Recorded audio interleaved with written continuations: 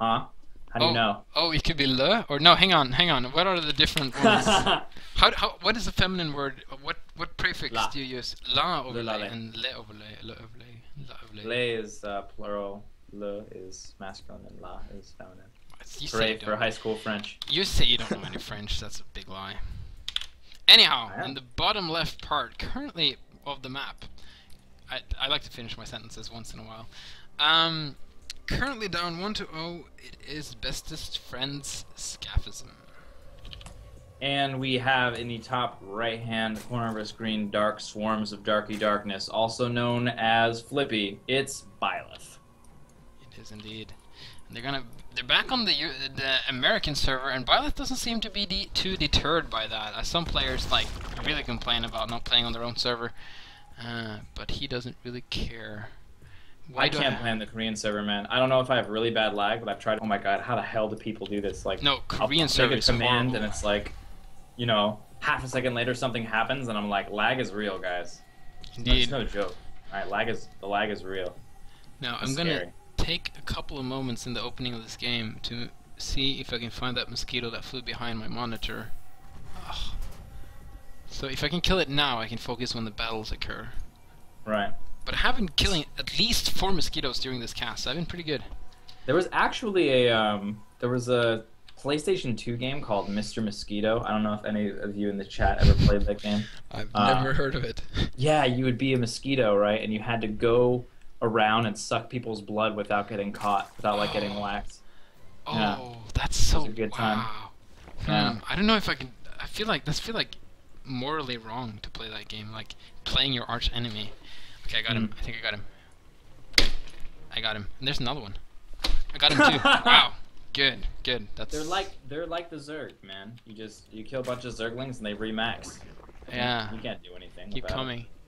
I feel like closing that door for this horrible temperature was an unnecessary sacrifice, as I just keep finding more mosquitoes anyway. But yeah, so we're gonna have Scaphism going for the early gas again. He's gonna try and go for that Reaper opening yet again. It could be more successful in this map, as it is a little bit more intuitive where you can jump and not jump up. But it's only one tiny area though where you can jump up in the main there, and by the natural or by the ramp to the natural.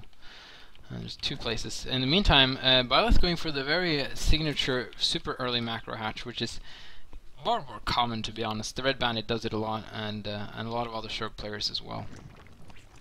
The Red Bandit has actually been favoring, when I saw his last games, going for that macro hatch before his natural, which was really weird. Mm. The cool placement about that macro hatch too is it connects the creep without having to throw it on a creep teamer, which is quite nice. Take care, December's Calm. Good to have you with us. He had to leave, it seems, for Indeed. whatever reason. Probably being a human, Maybe. having a life outside of Starbow. I mean, most people don't, but there Yeah, are I occasionally don't. a couple people who do. What are you talking about? Life outside of Starbow? That doesn't make any Yeah. sense. Yeah. That sounds like a heresy. But ooh, Scaphism going for a factory and an expansion. He's gonna go for mech on this map, which don't know if I agree with that. It's really good for like the trench wars on the bottom, middle, and top middle, but going diagonally across this big, vast, empty space, which I had to say in a British accent because it's so vast. Yeah, it is so vast. There's probably gonna be some glaciers around as well. Yes. And as don't fall into the crevasse, and as Bear Grylls would say. No, shouldn't. know. Yet But yes. another one. Wow, there's so many of This them. is gonna be if he goes mech on this, it's gonna be difficult to move out across the map. Do you think you can just go for like a vulture heavy play and not go so much into tanks? Yeah, it may be. It is possible to go for like a vulture biocomposition. More versus pros though, I think, but it could work. That's one of the cool things about playing a new game like Starbow. I mean, it's not new game, but it's a newer game, and there's a lot of active development in it. So you never know when you're going to see something you haven't seen before, which is very exciting. Yeah. I've yet to see anyone try to make a roaching, but I don't think Byleth will be the one to do that. He has expressed yay words that he really doesn't like the roachling, so he probably won't make it. That's interesting. I feel like that happens a lot where people will like see something and say they don't like it before they actually try it out. Yeah, I don't think he's... maybe he's tried a little bit. We're gonna have some Sterlings, so actually getting by... Um, oh, just speed finishing, but yeah, there's nothing these Sterlings can do except maybe pick up a couple of SCVs. Deny some mining at least. There's only one Marine in that bunker, so if he tries to be brave and move out... Is he not going to lose a Sterling? Wow. Wow. That's impressive. And it's All the also vultures very seek vengeance. impressive how he walled off with 3 evolution chambers to make sure no vulture could get into a very defenseless Zerg base. And that's actually, it seems like a waste, but it's super important. Like, if you have 3 vultures in your base and all you're making is slow links to defend and you don't have that many of them, you're just going to have a very, very bad time. So, so these 3 evolution chambers are actually quite necessary. And he's using one of them to research. They're only 75 minerals, right? Yeah. I mean, only 75 minerals for all that hit point, all those hit points, and all that, you know, space blocking. I mean, that's great. Oh, this is so cool. Scaphism is making Vikings and is getting the speed upgrade for them. The Vikings in Starbow, after the latest patch, they shoot like the Valkyries did in Brood War. Oh, really? Yes. Are you that's excited to cool. see this? I'm so excited to see this. They don't shoot as powerfully because they're cheaper. Right. And they have less HP, so they don't have the exact same... They have the same role, but not the exact same stats, because they can land too, and so you need more of them than you would Valkyries, but they're a little bit more useful than Valkyries were, because you can actually land them and do some harass on ground as well. But they're... That's awesome, man. Very excited to see how that works out. And they kind of have the same, like, glide when they shoot, if you get them moving before. Yeah, now you see them shooting that Overlord right now. So missiles going everywhere. There we go. Awesome. That is so cool. I love that. Now, how accurate is that, the actual damage area to that animation? Is like only pockets of damage where the animation is, or is it like in a straight line? Or Franskart, please answer that in the chat. He's the one who basically built this with December's.com, but December's.com is gone, so love for Franskart to answer that question. I think the missiles are accurate, that they actually deal the damage where they hit, and it is a randomly generated where they hit. Within a certain... Cool. Yeah, within a certain... some of those missiles were like way off in the distance, and a lot of them were close. So, yeah, really interesting to see that happening. Byleth is... Oh, Banshee? Banshee What? did damage. I don't know why he screams no. He screams no. He does. Byleth screams no in the night. It was a dark and rainy night. See, we're getting to the number of viewers now that we're getting some people who maybe haven't seen or played Starbow a lot before, and it's interesting to read some of the chat now. Anyhow, Scaphism is frantically looking for Zerglings to kill, and he's going to find some. It's going to be like Christmas Eve for him. These vultures are going to be so happy. Look at that, some jolly Zerglings. And he's actually going to be a little bit careful with those presents, because one of them was a bomb and exploded in his face.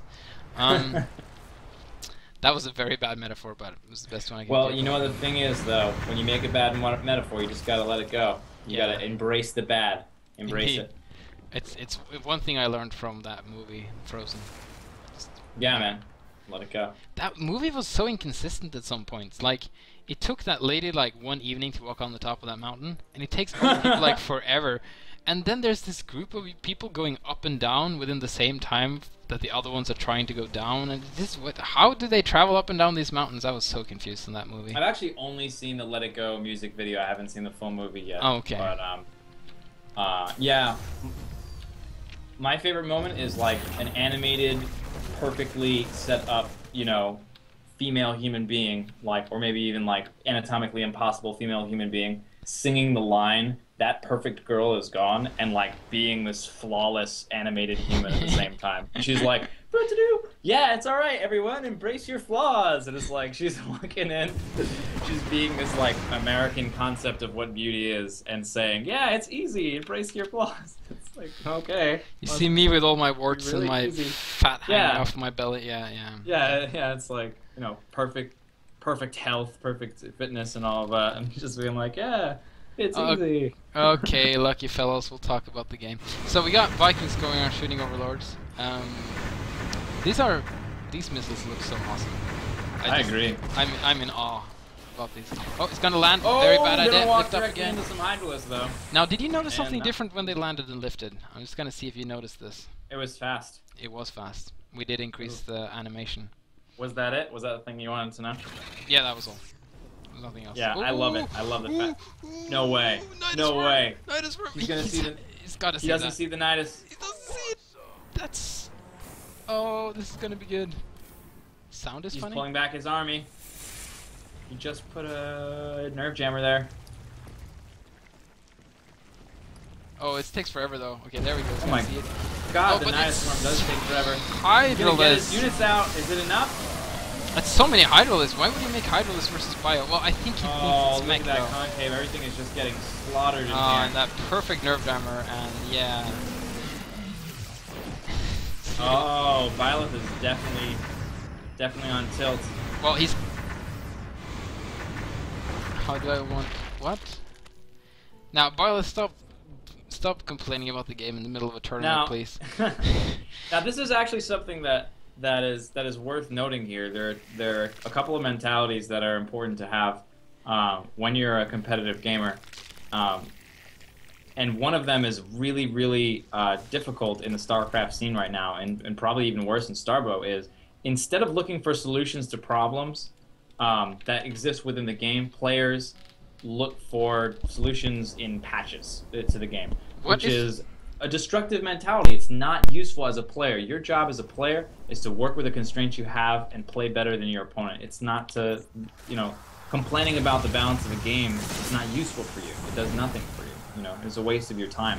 You could be spending your time and effort working on finding solutions that already exist, But instead you get stuck in this, this corrosive mentality that's just sort of like stopping you from finding solutions to your problem because you assume that there are none, Yeah. We got Scaphism moving in. Oh, those Lurkers burrowing very late, and I think Scaphism just has this now. Now, what I don't really understand is why Byleth would make so many Hydralisks.